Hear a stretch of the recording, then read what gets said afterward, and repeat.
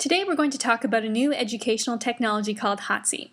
We're going to discuss how HotSeat works, the advantages and limitations of using HotSeat, and some best practices. Let's get started. HotSeat is a mobile learning application developed by the folks at Purdue University. Let's stop for a second and break down that term. Mobile, it's easy to move around, it uses wireless internet. Learning, it's used within the field of education. And application, it's a web-based software application. So, HotSeat brings these three concepts together. It's a mobile software application that's used to enhance learning. HotSeat was developed to engage learners enrolled in large lecture classes. How does HotSeat engage learners? HotSeat enables learners to exchange in discussions using Twitter, Facebook, the HotSeat website, or text messages on their mobile device. HotSeat was designed to leverage technology that learners already bring into the classroom, such as cell phones, laptops, and iPod Touches. Well, how does it work?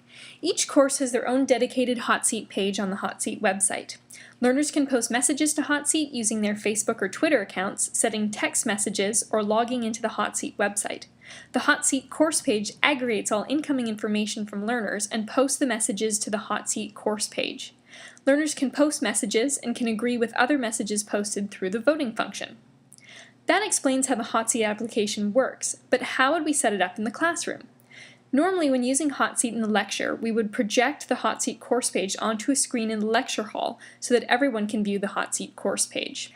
Let's walk through an example to get an idea of how HotSeat would integrate into a traditional lecture.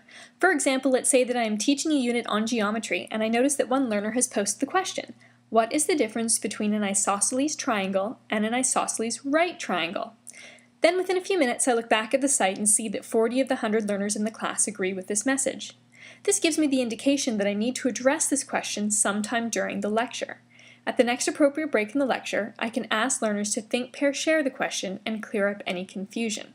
As with any technology that we integrate into the classroom, we need specific resources to make the integration successful.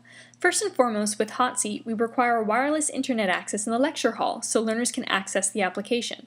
Secondly, we need a student body with mobile devices like laptops, cell phones, and iPod Touches. And finally, it's best if you project the HotSeat website in the classroom with a projector while you are using the application. Instructors use HotSeat in large lecture classes to engage learners in the lecture material by inviting learners to provide real-time feedback on topics discussed during class. Instructors can pose questions for the learners to respond to. For example, what has been the muddiest point so far in class today? After the learner responds to the instructor, can immediately address the learner's questions. So using HotSeat can challenge even the most seasoned lecturer. Here's what Sugato Chakravarti, professor of consumer science and retailing at Purdue University, has to say about using HotSeat in the lecture hall.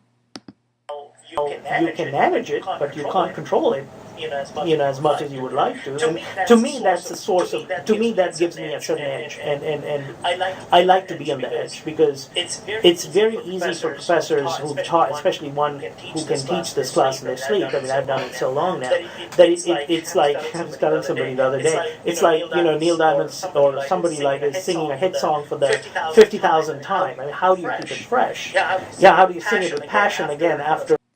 Let's see what students at Purdue University have to say about HotSeat.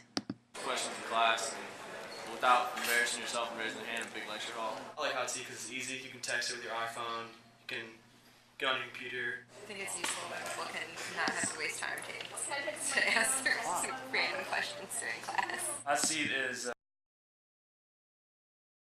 There are many benefits to using HotSeat in large lecture classes. Instructors benefit from the instant feedback they get from learners, which they can use to assess learning in the classroom. No longer will the instructor have to wait for the midterm to find out that half the class doesn't fully understand the core concept from the first week of class. Instructors can ask probing questions during the lecture and get instant responses from the learners.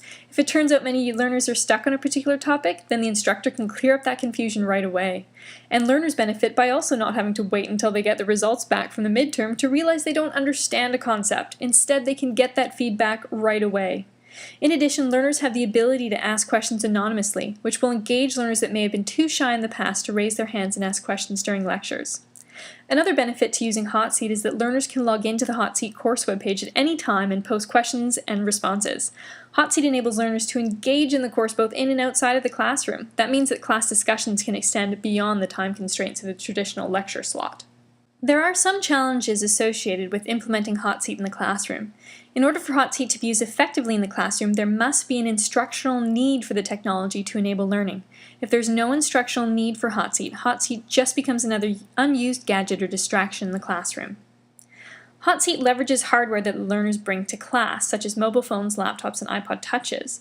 But by using the learner's hardware instead of the institution's, we are shifting the costs associated with using this technology from the institution to the learner. Therefore, in most institutions, learners will bear the brunt of the costs associated with using HotSeat. And finally, we must consider institutional policies which may place constraints on using HotSeat in the classroom. For example, consider the case of an institution that has a policy where an instructor cannot mandate an educational activity which requires learners to input personal information on a server based in the US. Since HotSeat was created at Purdue University, their servers are most likely located in the US. Therefore, an instructor at this type of institution may not be able to implement HotSeat in their classroom. Now we're going to take a moment to talk about best practices in using HotSeat in your large lecture classes. Well, HotSeat's a platform technology and it can be used in many ways. This is why I recommend designing a strategy for using HotSeat in your classroom. Will you use HotSeat to clear up the muddiest points in class? Will you use HotSeat to poll the learners on the most important topic of the day? Or will you use it to communicate administrative aspects of the class? I suggest going back to your lesson plans and deciding how and where HotSeat would fit best into your lectures. And after designing a strategy to use HotSeat, be sure to communicate that strategy to your learners. Since HotSeat is a new technology, both you and your learners will be figuring out how to use it effectively. Let your learners know what you expect of them on HotSeat and what they can expect of you.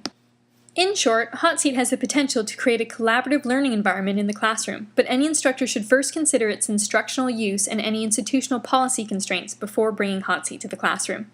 For further information on HotSeat, please check out the following websites, articles, and podcasts.